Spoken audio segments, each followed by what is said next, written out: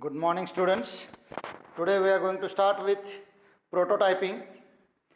Prototyping is nothing but preparing certain model of a whole product.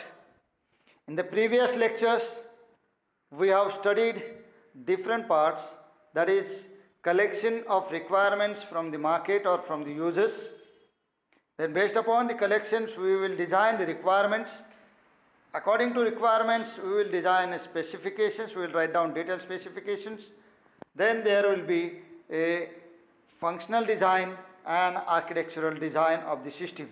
We came up to architectural design or preparation of the circuit diagram and software.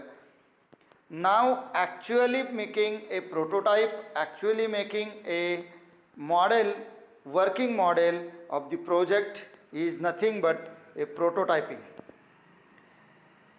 Prototyping is physical implementation and working of a project or a system, which includes detailed design, debugging, testing and validation.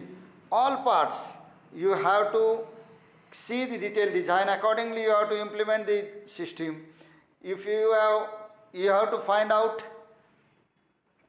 problems in the or bugs in the system, then test the system and validate the system. This is what a prototyping is. Now we will do it through implementation of hardware parts and software part is prototyping. And then secondly, analyzing the system design. First of all, we will implement the system, whole system, or it may be implemented on a software like Xilinx.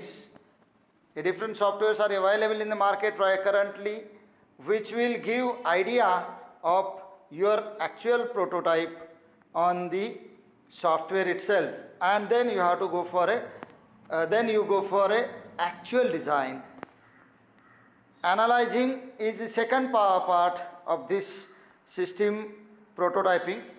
Analyzing the system design has two parts again, a static and dynamic. Static means actually on paper architectural design we are analyzing, and then we will implement a dynamic system, that is dynamic analysis.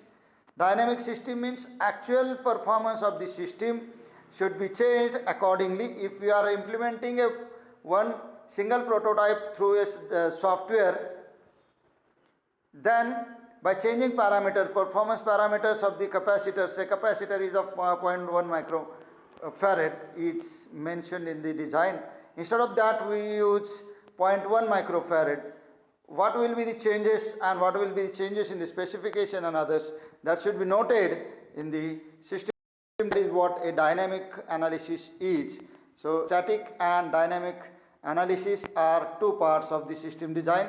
That is, under static analysis I want to mention one another thing is that coupling and cohesiveness, complexity, these are the three portions that we have to see in the dynamic design. That means we have to see in a static design. Actually we have to couple the system, couple the circuit, and cohesiveness, that means in the static design on paper we will change capacitor, we will change resistor, we will change specifications of inductors, and then we will analyze it statistically, and finally we will implement on the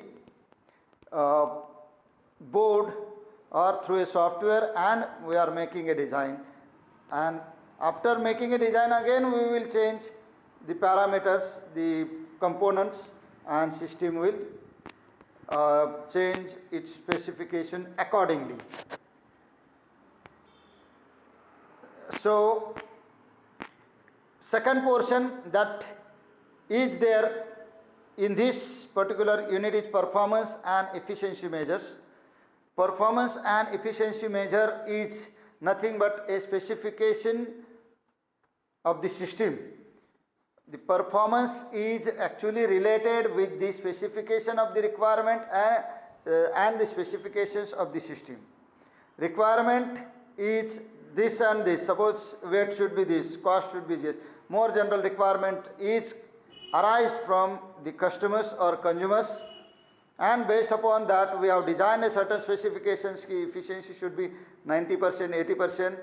It should run within 0.2 microsecond, and all that performance parameters or specifications are initially designed, and after prototyping we will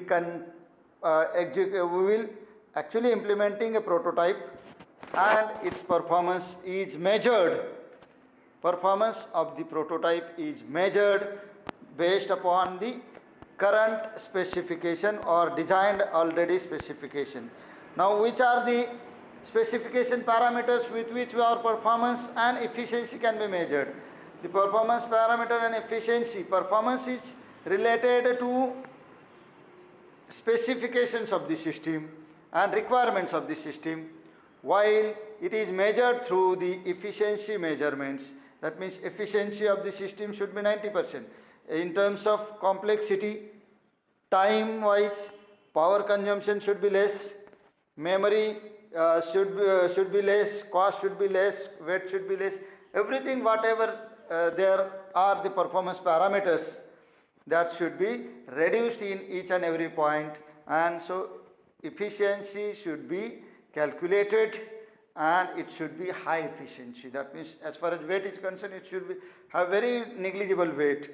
As far as cost is concerned, it should have less cost. As far as memory is concerned, it should utilize, our software should utilize very less memory. Power consumption, it should utilize less power. Time, it should be very fast. Complexity, it should be less complex. That means there should be less coupling and cohesions in the system. So these are the parameters on which we have studied the performance of the system or performance of the prototype. After actually building the system or prototype, we will see the performance, and efficiency will calculate based upon these parameters. That is, we have to focus upon these parameters. Other parameters for the efficiency measurements are development time. See, this is development time, which is again efficiency parameter. Ease of maintenance, extensibility is also one parameter of efficiency measurement. So, as well as while making system, the hardware and software parts should have minimum utilization of memory as shown over here. Then communication system, computational and control elements, and software point of view, algorithm and data structure, control and scheduling. This should be considered. So this is what the system is. On this particular point, write a short note on performance and efficiency measurement, and there will be a question on prototyping. What is prototyping? Like this will be there in a question paper. We will see next part in the next lecture. Thank you.